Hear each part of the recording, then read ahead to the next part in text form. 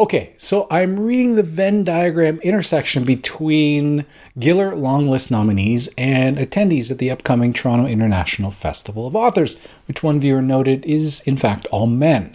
Kind of sucks, but I don't doubt for a second they didn't try hard to get some females on that list, most notably Margaret Atwood. I mean, she is everywhere with the release of her latest book, The Testaments. Perhaps you've heard of it. I believe she was in the UK for its international launch. And her schedule is probably in a state of disarray considering that her longtime partner Graham Gibson recently passed. I mean, for a while there, Margaret Atwood's Testaments and Laura Prescott's The Secret We Keep were the only two books I saw on my bookish social media. I swear everyone other than myself had picked up the book and subsequently taken a photo of it. So yes, Margaret Atwood would have been a huge get, and I'm sure they did try.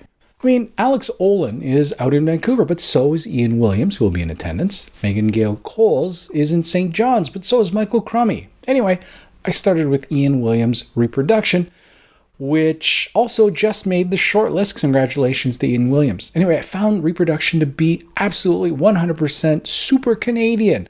Of the 3 longlist titles that I have finished, they've all been unapologetically 100% Canadian, which is kind of awesome.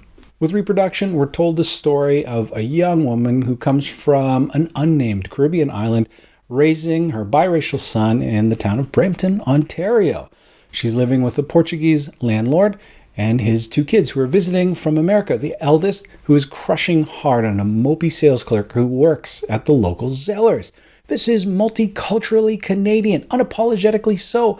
I swear they should give you a voucher for a Tim Hortons double-double and a bag of all-dress with the purchase of this book. I can practically hear the 401 and see the planes flying into Pearson every time I read this. Now, author Ian Williams is a poet, and so, like a poet, needs to put constraints on his own writing and determine the structure the novel will take. I mean, poets don't just write sentences, they have to consider stresses and syllables, iambic pentameter and haikus, and if you're doing it on Instagram, maybe a hastily drawn scribble of a heart, but like a real heart with flowers and stuff sprouting out of it.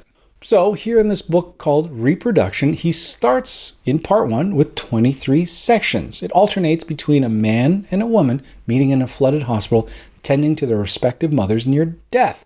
23 represents the number of chromosome pairs found in DNA. In part 2, we have the voices of 4 distinct characters. 4 times 4 is 16, so 16 sections. Part 3, 16 times 16 is 256 sections. It's Reproduction. Part 4, the novel gets cancer. That's right, the novel gets cancer. Sort of superscript and subscript words insinuate themselves in at the sentence level, appearing occasionally in the text. Ian Williams explains that this is cancer invading the story. And these superscript and subscript words tell a distinct but cohesive story on their own.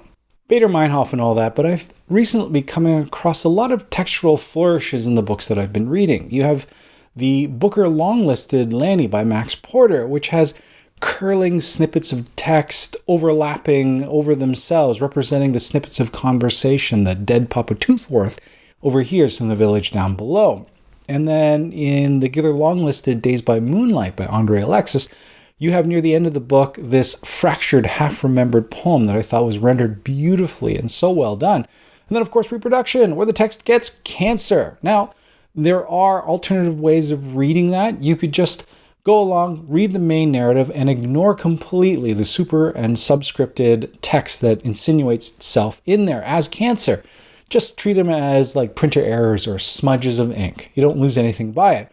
Or you can just ignore it on the first pass, go back, and then read all the super and subscripted bits of text, which actually have some sort of cohesiveness across. They don't really tell a story, but it does make sense. Or you could be like me and read those little bits of cancerous text in line with the main narrative, trying to hold them both in your head and reconcile them as you go, which for me became increasingly impossible. Maybe, but that's the whole point, this sort of disjointedness in the last part of the book representing dissolution. I'm not exactly sure, but I found it increasingly difficult as I was hurtling towards the end of the book. So, what is the book about? Felicia Shaw is 19 years old when the book opens from an undisclosed Caribbean island. Edgar Gross, he's an affluent, middle-aged German man, heir to some vague family interest. They're both in a hospital taking care of their dying mothers. And the conversation between the two make up the first 23 sections of part 1. The novel then jumps ahead many years, and we're reintroduced to Felicia raising her son, Army, short for Armistice, by herself in a little rental in Brampton. Army is a tween hustler. He's got that entrepreneurial spirit, determined to make his first million before he turns 30. And a lot of his entrepreneurial endeavors focus around on the garage he shares, him and his mom, with their landlord, Oliver, who's a somewhat oblivious Portuguese divorcee that I couldn't help but be reminded of Carl from Aqua Teen Hunger Force. Oh, great, yeah. No, I love to live in the woods and eat with sticks. Which is a deep cut, I know. Anyway, his 2 kids are visiting from the United States, and we focus primarily on his eldest, Heather. So those are the 4 voices, Heather, Army, Oliver, and Felicia, that make up the second section, times 4, 16 sections of part 2. And then for the final part of the book, it jumps ahead another 15 years to introduce us to yet another generation. And it's nature versus nurture. Like, are we doomed by our DNA, or do we get to write our own origin stories? And the mythologies that we create for ourselves, do they blind us to our own faults? And it's about families, the ones that we are born into and the ones that we make for ourselves. And I loved it. Williams has just got such an ear for character voices. He just nails these characters, from the affluent white guy apologist caught in the crosshairs of the Me Too movement to the big dreaming, fast-talking OG hustler as a tween, and then later with his 20s behind him.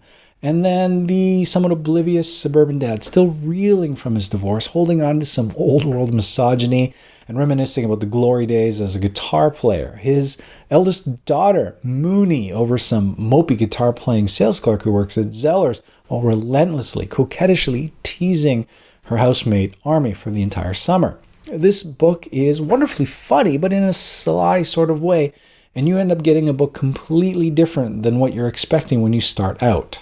Ian Williams is in conversation with fellow Giller longlister Michael Christie of Greenwood fame, along with Emma Donoghue, who you may recognize as the author of Room, which got turned into a movie featuring Brie Larson.